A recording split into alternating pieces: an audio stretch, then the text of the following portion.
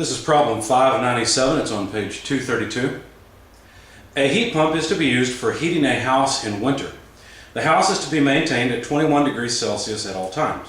When the temperature outdoors drops to -2 degrees Celsius, the heat losses from the house are estimated to be 80,000 kilojoules per hour.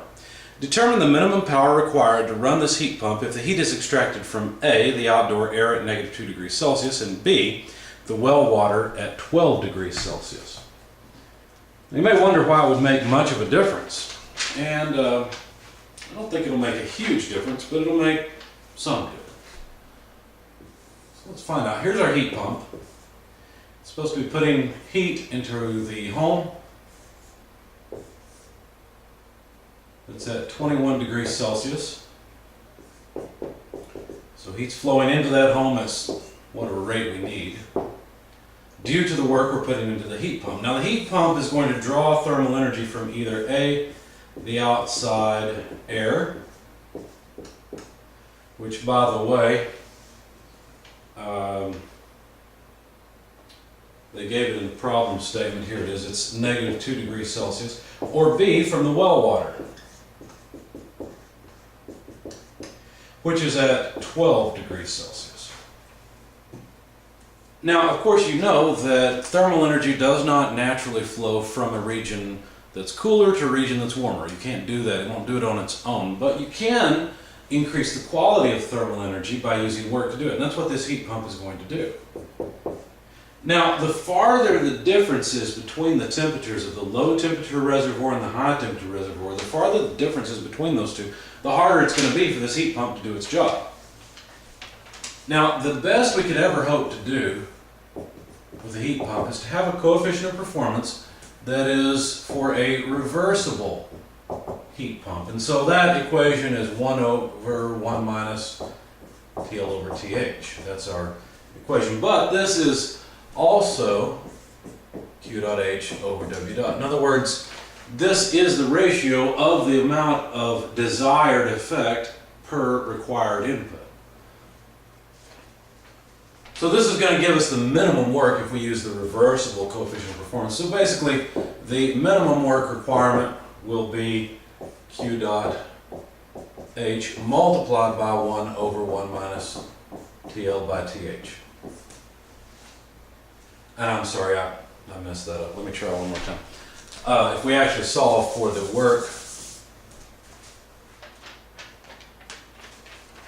then it looks like this, 1 minus TL over TH. There we go.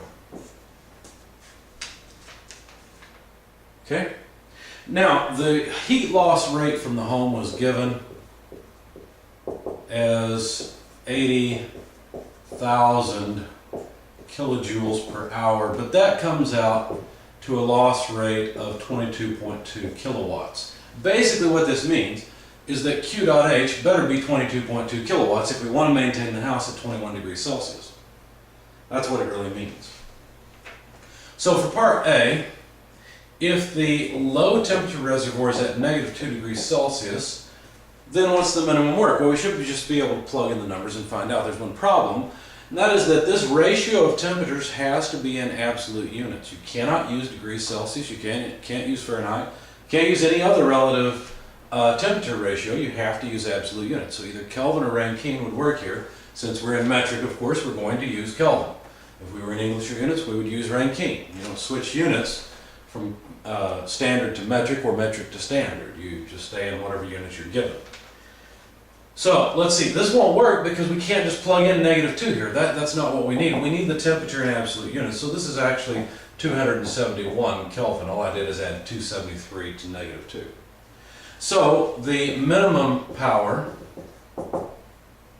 is 22.2 kilowatts multiplied by 1 minus. Now TL again, 271. TH, this 21 degrees Celsius, is the same thing as 294 Kelvin. So we have to divide by 294. Plug all of that into your calculator, and what you'll find is that the minimum work is about 1.74 kilowatts. Okay, so there's the minimum amount of power required. Now let's try part B. What's the idea of part B? I mean, who has a well that you can draw from? Well, actually, you can draw from aquifers that are under the ground. Some places do have wells that you could draw well water from.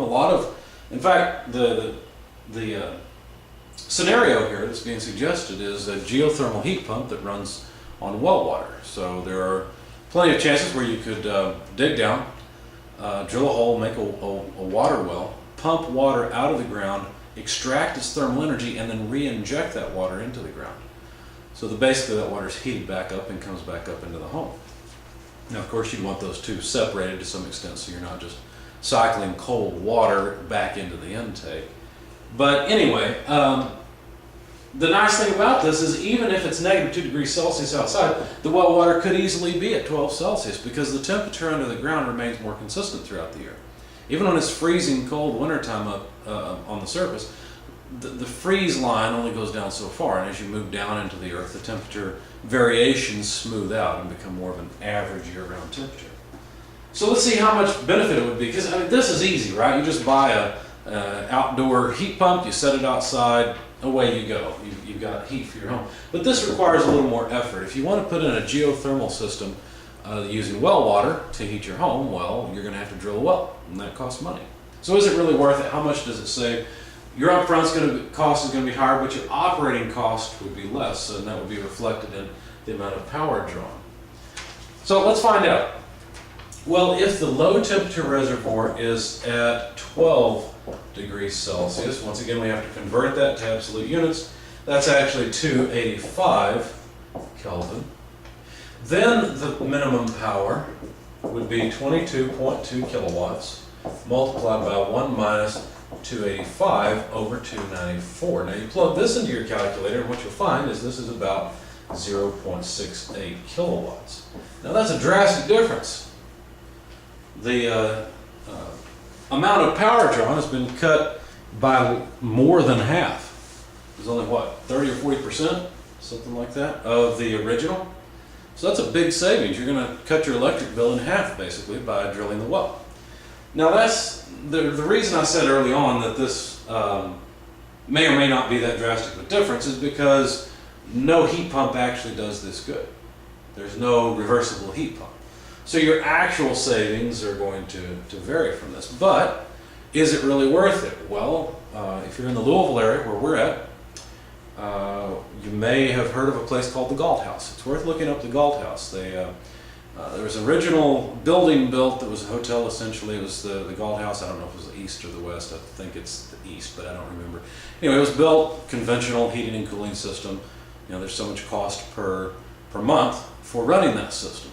Well, when they built the new wing of the Galt House on the opposite side of the street and they added some office complex and things like that at the same time, they installed a geothermal system. And what this geothermal system does is it draws well water from an aquifer basically.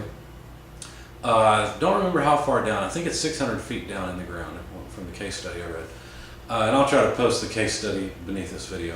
But anyway, it draws this well water in, and that well water is used as the source of thermal energy. When they're done with it, I believe they just re-inject the water back into the aquifer. I'm not sure, I haven't seen the system firsthand, but the case study I have on it is quite interesting. Here's the really interesting part, the savings that we're talking about here. Imagine that if you're talking about a home, there's going to be some savings, but the percentage is about the same when you move to a large industrial scale like the Galt House. Not only did the system that they paid for, I think it was back in the 80s, not only did the geothermal system cost less to install, but it saves them literally $20,000 every month, not every year, every month on their heating and cooling costs.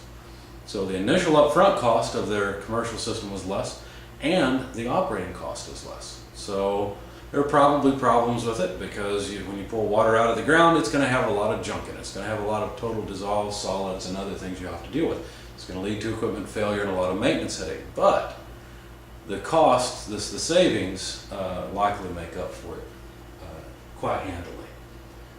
So that's the idea here, is that the water beneath the ground is going to be at a more consistent temperature and a higher temperature than the outdoors temperature in the wintertime, and can be used for heating, and then in the summertime it can be used for cooling as well.